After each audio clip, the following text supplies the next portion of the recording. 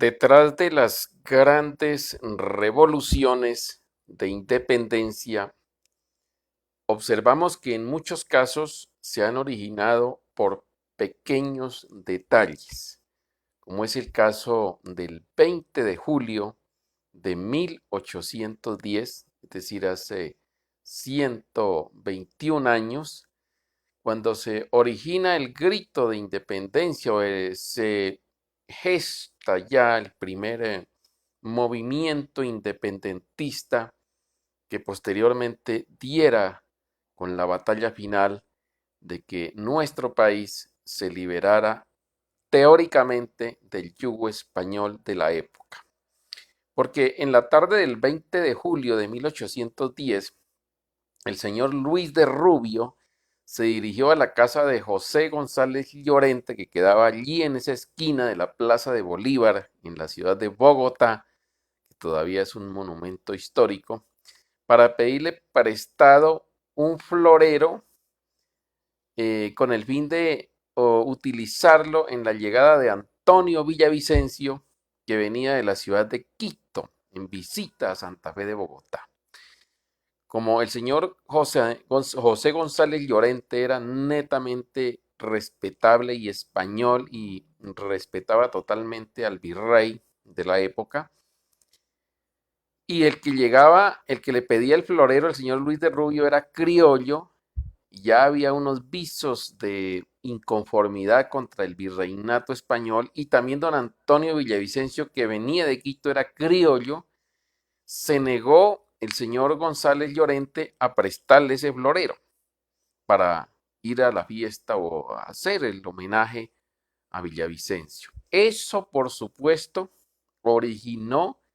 que el señor Luis de Rubio saliera a la calle y azuzara a la población de criollos para que prácticamente avasallaran o, como dicen hoy en día, vandalizaran, porque si fuera hoy sería un vandalismo el que ocurriría. Y qué apología, ¿no?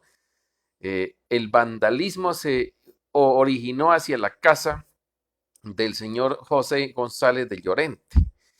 Tanto así que las autoridades españolas del virrey tuvieron que, el alcalde de Bogotá, o el alcalde de Santa Fe en esa época, que era José Miguel Pey, tuvo que sacar a Llorente del sitio para evitar más congregación, más revuelta, es decir, vandalizaron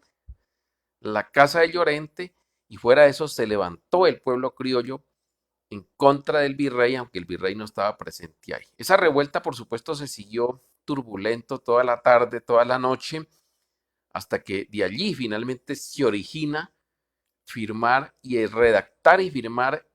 la primera declaración de independencia de Colombia. Esa tarde estaba también Antonio José de Caldas en ese sector, José María Carbonell, que fue otro de los protagonistas de esta historia. Pero lo que vengo aquí para la celebración de este 20 de julio, que ya pocos se acuerdan de la historia, es que es detalles tan sencillos como ese, por no prestar un florero, se origina toda una revolución. Claro que ya venía gestándose esa inconformidad contra el reino español, pero ese fue el detonante más grave que originó esa reyerta. Y eso me lleva a mí a recordar de cuáles fueron los verdaderos orígenes de la Revolución Francesa. Porque por allá en el año de 1994 asistí a una magistral conferencia en la Universidad José Tadeo Lozano, donde hizo una brillante exposición el difunto expresidente peruano Alan García Pérez, quien nos contó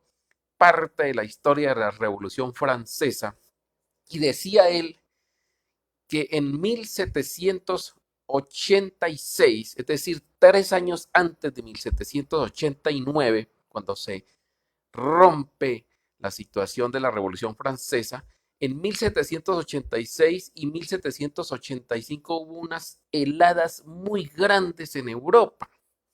y esas heladas originaron que se aminorara totalmente, se menguara la producción de trigo y de otros alimentos con los que la población europea siempre se han alimentado.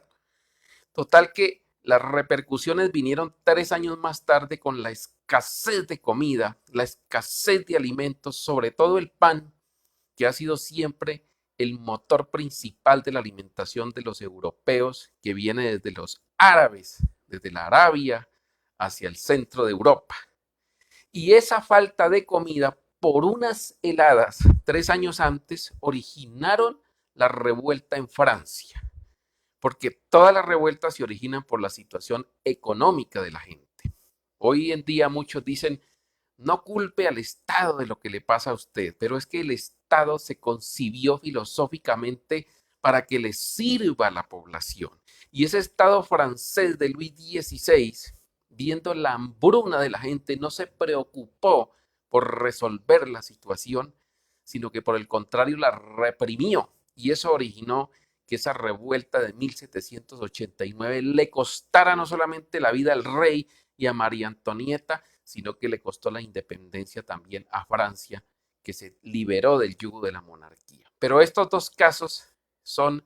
los que a mí me gusta ver esa historia. Como en Colombia, un florero fue el detonante, el que alimentó ese inconformismo, y en Europa unas heladas fueron las que produjeron la hambruna que posteriormente desembocó en la Revolución Francesa. Feliz 20 de julio.